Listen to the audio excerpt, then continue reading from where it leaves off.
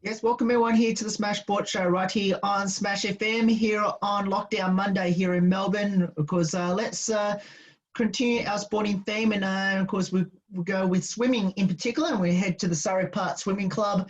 And of course, we've got two very special guest joiners right now to tell us a bit about their swimming journey so far. Thanks both of you for joining us. Good to be here. I'll get both of you to introduce yourselves and what events that you would normally be competing at. Hi, I'm Maddie. I'm 14 years old and I'm usually a distance freestyler. Hi, I'm Will Watkins and I am 13 and I normally swim the 200 backstroke, 800 free, 400 free, 200 free, that's it. No swimming events at all. Well, for at least the first, the last 5 months or so.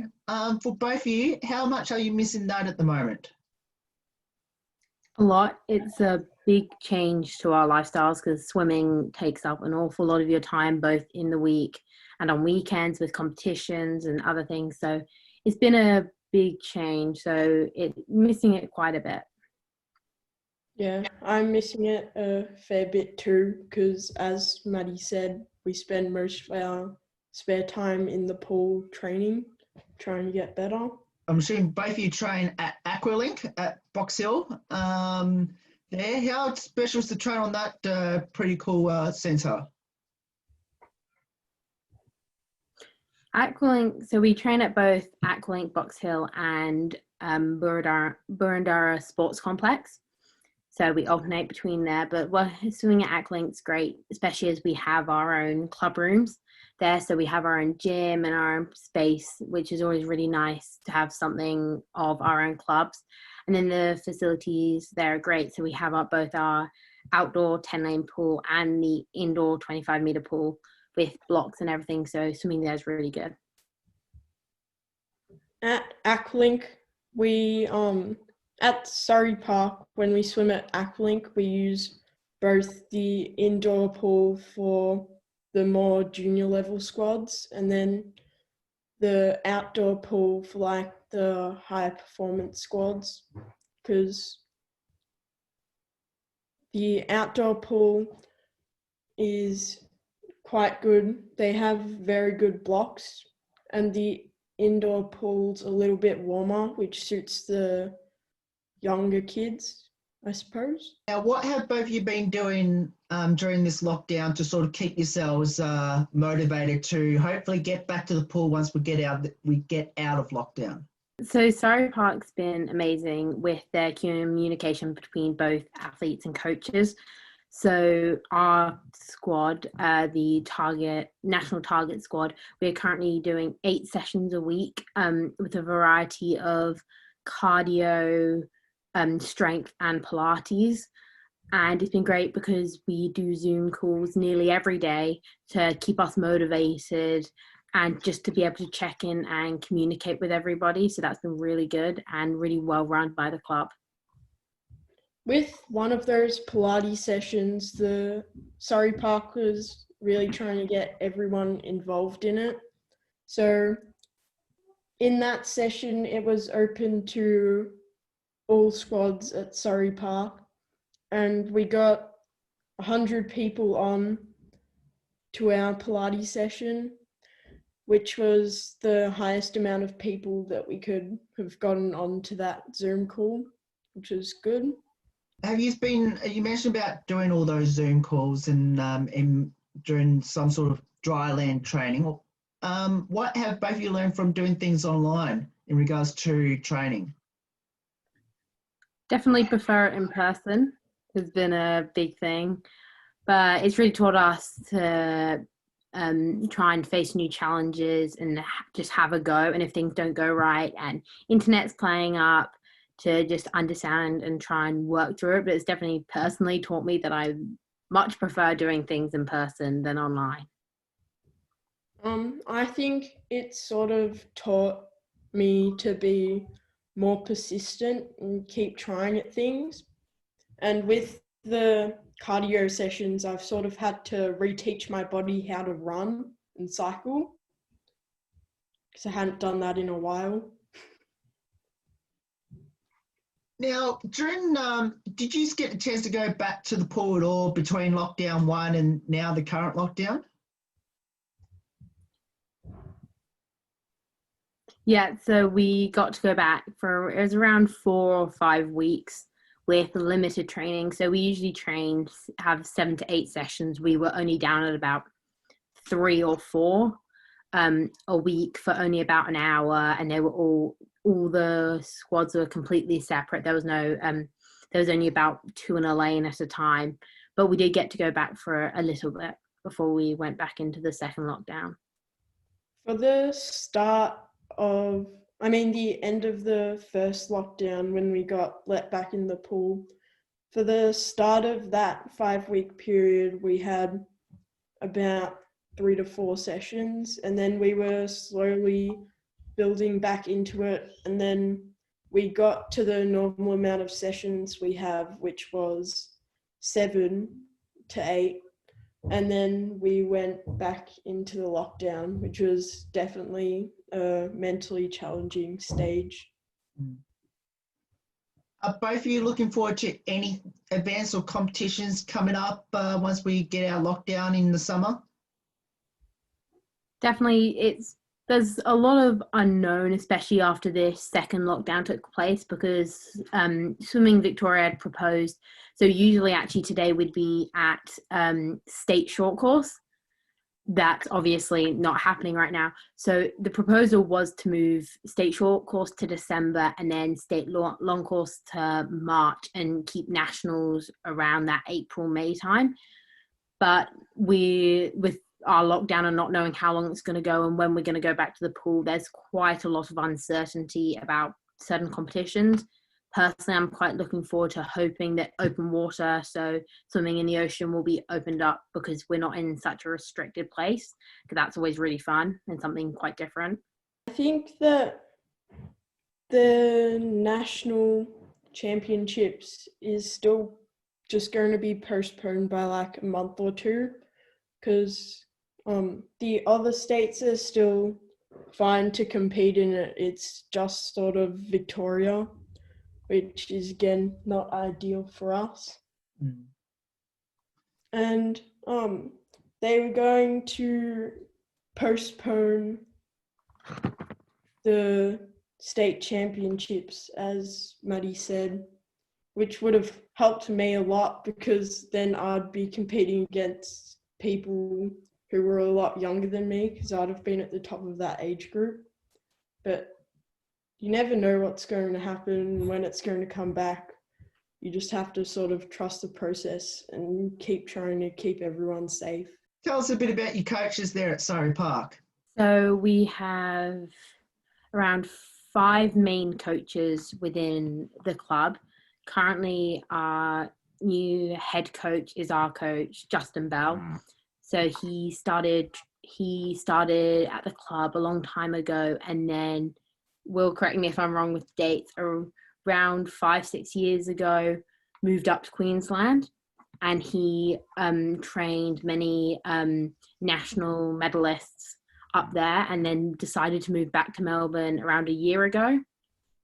And so as soon as he moved back, he joined our squad, and he's great. He's always really upbeat, and he's really motivating, always there for a laugh, and he's just easy to talk to, and he's really helped improve our squad as well as everyone else, and he's really good with trying to keep everyone inclusive. Then we also have many also have our junior squad coaches, Paddy and Will and Anastasia.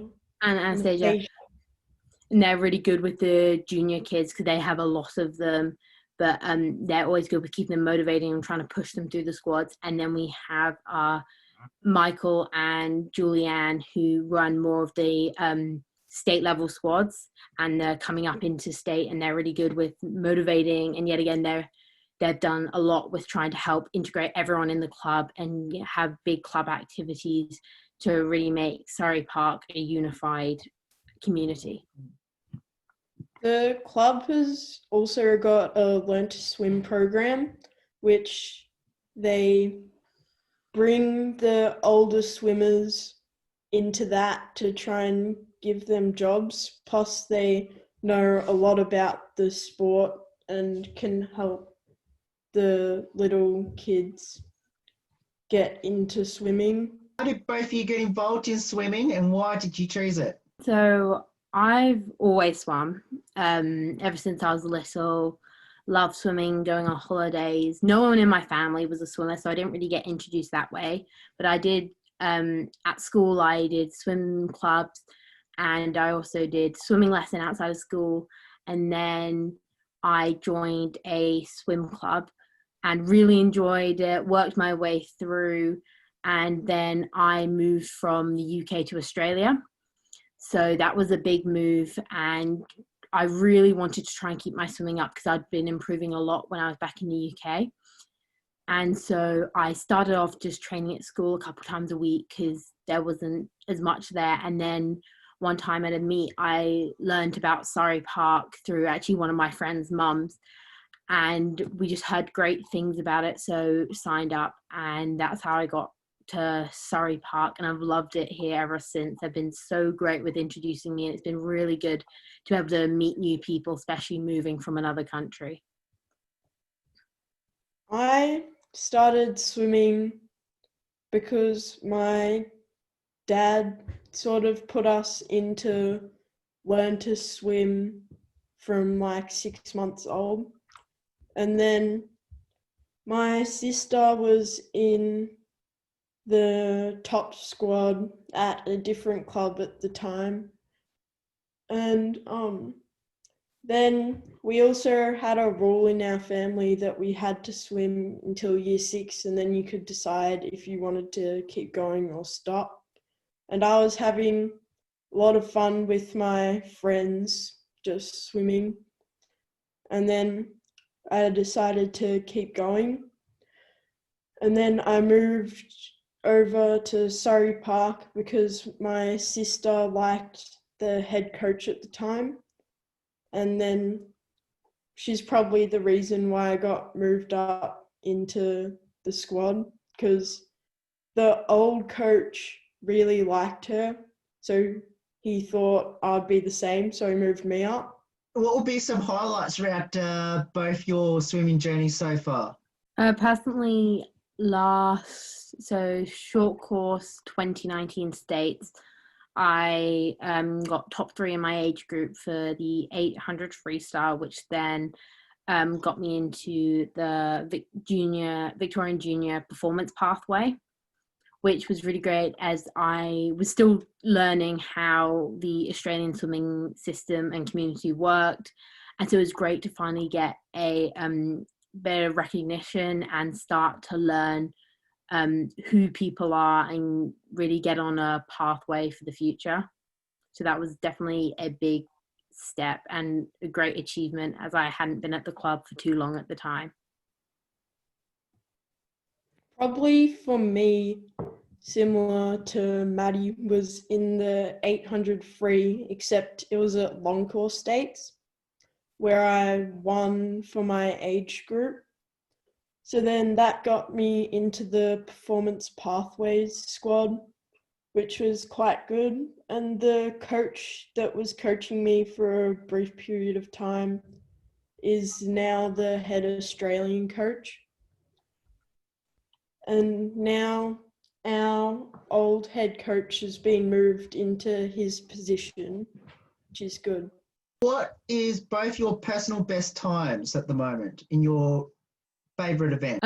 Currently, my best time probably falls into my 800 in terms of ranking, and my time is 9 minutes 51, I think, last time I remember, but I haven't, obviously because of quarantine, haven't competed, and also I've been dealing with some injuries, so it's been a while since I've competed in any long distance events.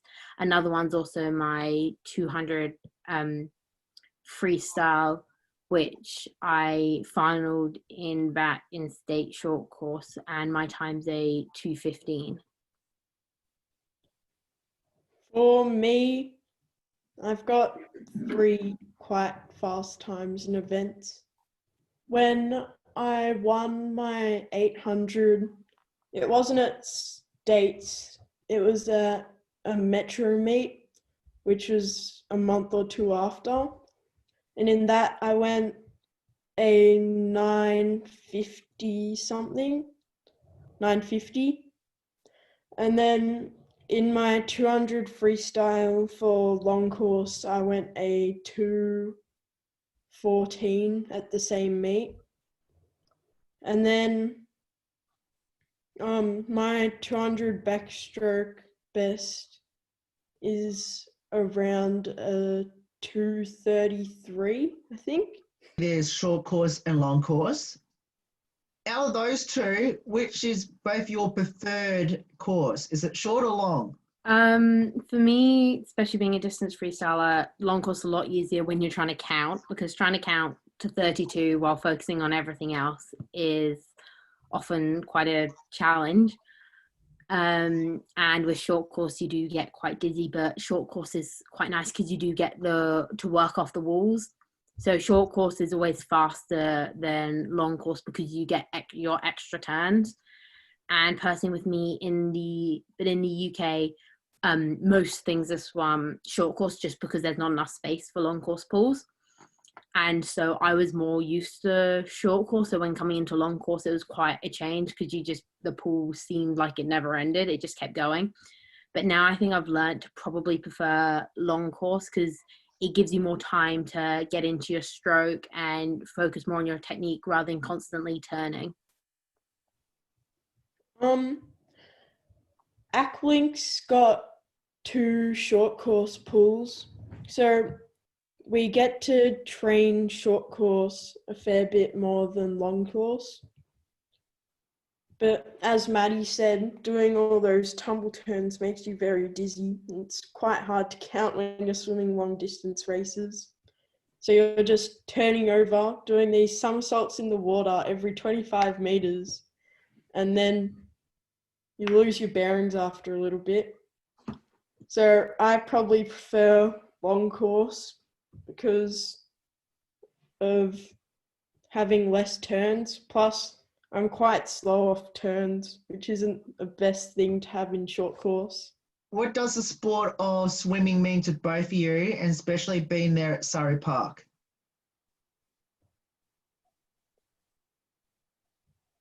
For me, Surrey Park means an awful lot, especially with moving. It was one of the first clubs that I joined and one of the first communities that I really got to know well because I spent so much time with them. And it's really allowed me to get to know people outside of school, and it's helped both me and my family with the big community side. So my mum works on the committee, and so that's helped her, and having all their big family events with our annual dinner. And it's meant a lot because it's really helped me feel like I'm included and I have a place here in Australia.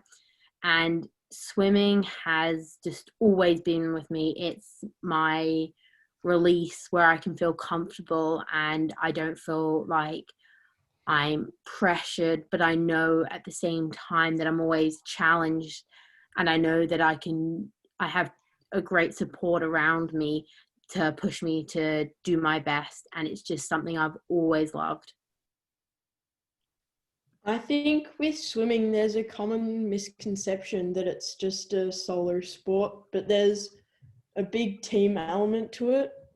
Like at Surrey Park, we have lots of different types of people because some are very quiet and then some, like myself, talk a lot. And you have to try and get to know everyone and what they're good at and how you can help them do better in the pool, in training or at racing. Because sometimes people need space and you need to recognize that. But sometimes before races, you need to pump them up a bit and yell at them a little bit. What will be your advice to our listeners out there that should get involved in swimming, especially down there at Surrey Park once we all get out of lockdown? Swimming is, everyone can do it. There's no real limitations. Everyone can get in a pool and just have a go. And Surrey Park's always been really inclusive, no matter what your ability. They do both competition level, junior learn to swim. They also do teenage and adult learning to swim classes, which is great. So it doesn't matter what age you are, you can always come and join. And swimming's such a good life skill to know, and it gets you meet such a wide community of people, and you make so many friends while doing it, and it's also really good for your health. My advice to people starting off at a new club like Surrey Park is, when people try and get you involved in things, you should try and make friends, because if you have lots of friends in the squad or the club and you try and get involved as much as you can, then that's another reason why you're going to come and want to swim. Because, like, on top of all the other things that you can do. And then there's people who are in higher level groups who also need to make friends if they're moving to like a new club, because if you don't have friends at that club, then you don't have much encouragement or a real reason to go and swim other than your love for the sport. And I think as well, it's really important just to always make sure you're having fun, because there's no point doing something unless you're enjoying it and you're just being forced to do it. So always make sure you're enjoying it. And to me, very easy to enjoy that because there's something for everyone within it.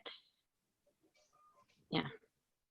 Surrey Park also has a squad for people who don't really want to compete but want to swim for health benefits or to have fun.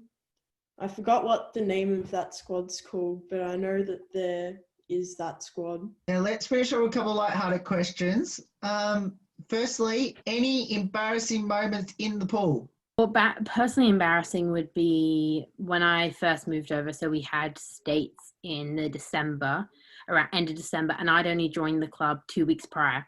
So I firstly didn't know anyone there. My only qualification time was from like 6 months prior before I moved.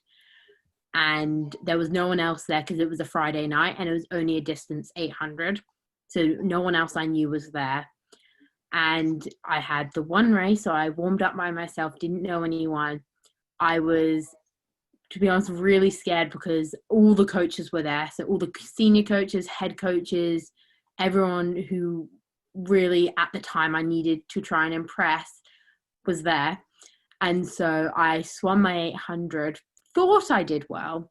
It was also like a 35-degree day, and coming from the UK, I was not used to being outside in 35 degrees and competing. So that was also a big shock to the system. So I swam, added 11 seconds in front of everyone at my first major meet in Australia. So that was quite embarrassing because when I got out, obviously everyone had watched me race because there was a huge gap. So everyone had waited to watch me because there was a big gap between the other competitors there that night. And so that was definitely got to be an embarrassing moment, but everyone was so supportive when I got out. Even the head coach at the time, Ian Pope, came up to me and he was like, he just said, good job, although I'd added 11 seconds. So everyone was really kind about it, but it was definitely a very embarrassing moment. My most embarrassing moment was probably like my first or second race ever. The whistle was blown to go and get up on the blocks. Take your marks. And I dive in like 2 seconds before they say go and get started. That wasn't a very good moment. And it was in my main event at the time, 50 breaststroke. So you false started? Yeah, I false started by a while. Oh. And there's that awkward wait when you're in the pool, and then you just look at them and they look back at you, and you're like, oh, what have I done here? Oh, now, who's the comedian in your respective squads? Well, always up for a cheeky chat, always has a smart comment whenever we're having a conversation. Well, always has a question. But yeah, always got a cheeky little comment to put in any conversation. So definitely Will. I'd agree with that. Now, who's the best singer and dancer in your respective squads? Oh, Maddie knows this. Definitely me. Definitely. Definitely not. Well, we have a bit of everyone singing and when we have gym, one of our favorites is Taylor Swift, Love Story. Always a hit. That's Alex Hillman's song. Yep, so always have a couple singing with that one, but I'm not quite sure. I used to dance in the UK and still sing, but haven't really performed in front of anyone kind of deliberately. But everyone always has there's always a couple moves when we're in the gym where we've got a couple good songs on. Believe it or not, I used to be a ballet dancer. And the only reason I continued was because my older sisters said, if you stop dancing, you'll just not be able to stand up ever. So I kept going. Oh, no. Oh, that's cruel. Now, talking about brothers and sisters, if they're still in the sport, who's the better swimmer? Oh, me out of my family, because no one else swims. My brother can swim, but he does not enjoy. Like on holiday, he'll jump in the water. Always try to get him to be a competitive swimmer. It's probably good because he's tall and he's strong, so he'd be able to do it, but never been interested. I think there's a fight for this title because my dad used to swim. He was one of the reasons why I got into the sport. So when he was about my age, he did like a 28 for 53. And then my sister is a distance swimmer. So I reckon she takes the cake because she's trying to qualify. She's got qualification times for Olympic trials and nationals. She competes at most years, which she was planning on competing at before it got cancelled and Olympic trials got postponed. So yeah, I definitely say Georgia. I reckon she will take it on that one. Yeah. I can put up a fight, but I don't really get a choice. Now, one last one. Now, I know there's this social thing called TikTok. Well, number one, are any of you involved in that? And number two, who does it the most at the club? Well, I know a couple of the boys have it. Will doesn't. I have it. I know there's also some others in some other clubs that definitely enjoy a quick TikTok here or there, especially quite a few of the girls in the junior squads. Definitely loved see it a couple times around the pool, especially at meets. But yeah, a couple people have it. Don't try and push it off yourself and breathe. You two were doing it all camp. Yes, I must admit, yeah, camp. It was good. It was good lighting. It was a bit of fun. Good lighting outside while we were trying to play a game of cricket. We played in the cricket as well. Oh, well, there you go. Well, both of you, thank you so much for joining us. It's awesome having both of you on the show, and obviously, hopefully we'll be able to get to see both of you back in the pool very soon once we all get our lockdown. Hopefully, it's within the next month or so, and can't wait to see how both of you go in the next either state or national championships whenever that will be. Yeah, definitely. Thank you for having us. Thank you. No worries. And that's Maddie and Will there from the Surrey Park Swimming Club. Of course, make sure you want to get involved in swimming, especially down at Surrey Park, make sure you get down to Aqualink in Box Hill, just off Canterbury Road, and of course have a go in the sport of swimming. There's more on the Smash Sport Show right after this. Don't go away. Here on Lockdown Monday.